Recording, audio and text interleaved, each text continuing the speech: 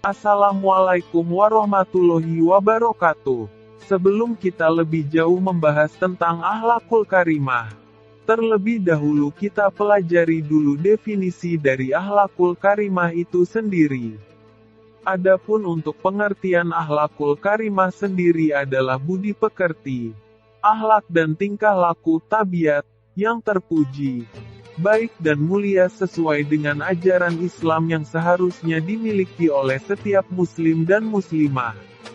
Oleh sebab itu kita sebagai seorang muslim sangatlah baik untuk berakhlak karimah karena salah seorang penyair yang berasal dari Arab bernama Syauqi pernah mengatakan bahwa suatu bangsa, negara dan agama akan berjaya bila warga dan umatnya terdiri dari orang-orang yang mempunyai akhlak mulia, luhur, dan sebaliknya jika suatu negara atau agama bila warga negara dan umatnya mempunyai akhlak yang buruk maka runtuhlah bangsa dan agama tersebut. Adapun untuk dasar-dasar berakhlakul karimah bisa kita pelajari dan lihat di dalam kitab suci Al-Quran dan As-Sunnah Nabi Muhammad SAW karena apa yang baik menurut As-Sunnah dan Al-Quran maka itulah yang baik dan menjadi pegangan di dalam kehidupan sehari-hari. Sebaliknya jika apa yang buruk menurut As-Sunnah dan Al-Quran maka itu tidak baik dan harus dijauhi. Firman Allah Subhanahu wa Ta'ala di dalam Al-Quran Surat Al-Qalam ayat 4, yang artinya, dan sesungguhnya kamu, Nabi Muhammad SAW, benar-benar berbudi pekerti yang agung. Quran Surat Al-Qalam ayat 4.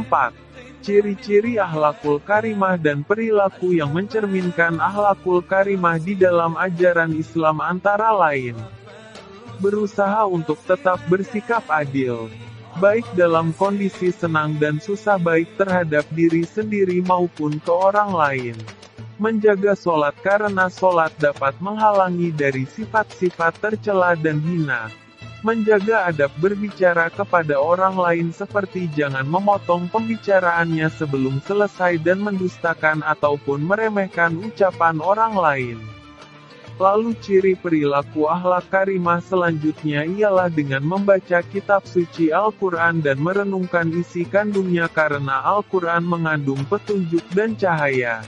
Senantiasa menyimpan rasa malu karena Nabi Muhammad SAW pernah bersabda di dalam hadis Sahih Ibnu Majah bahwa rasa malu ialah cabang dari keimanan.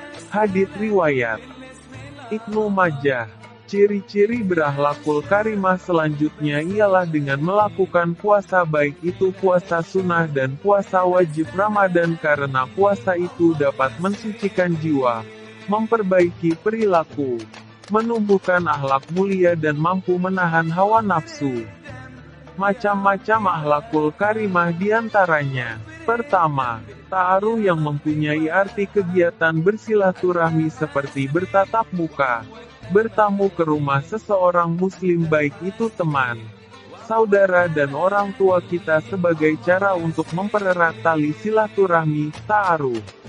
Adapun untuk keutamaan bersilaturahmi sangatlah banyak seperti dapat memasukkan kita sebagai seorang muslim ke dalam surga, dapat melapangkan rejeki, diperpanjangkan umurnya dan mendapatkan pahala karena telah menjadi sunnah Rasul dan sudah diperintahkan oleh Nabi Muhammad SAW.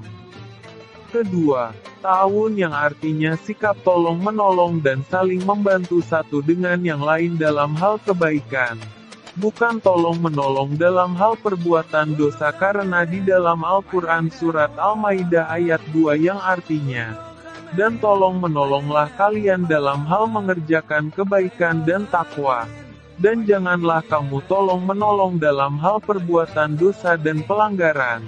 Dan bertakwalah kalian kepada Allah Subhanahu wa Ta'ala. Sesungguhnya Allah Subhanahu wa Ta'ala amat berat siksanya. Quran Surat Al-Maidah ayat 2.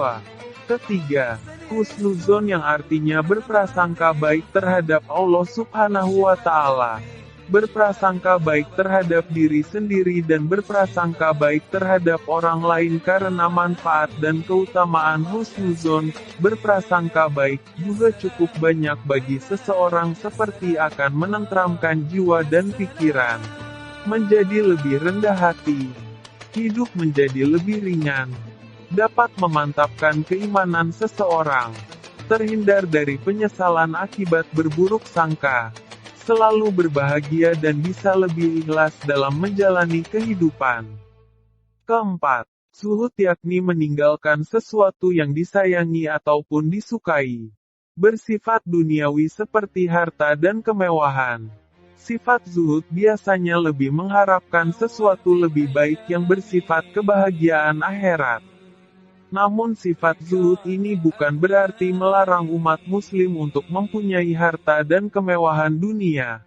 Hanya saja harta dan kemewahan tersebut lebih baik digunakan untuk jalan kebenaran seperti zakat, bersedekah dan harta tersebut tidak melupakan mereka untuk beribadah kepada Allah Subhanahu wa Ta'ala.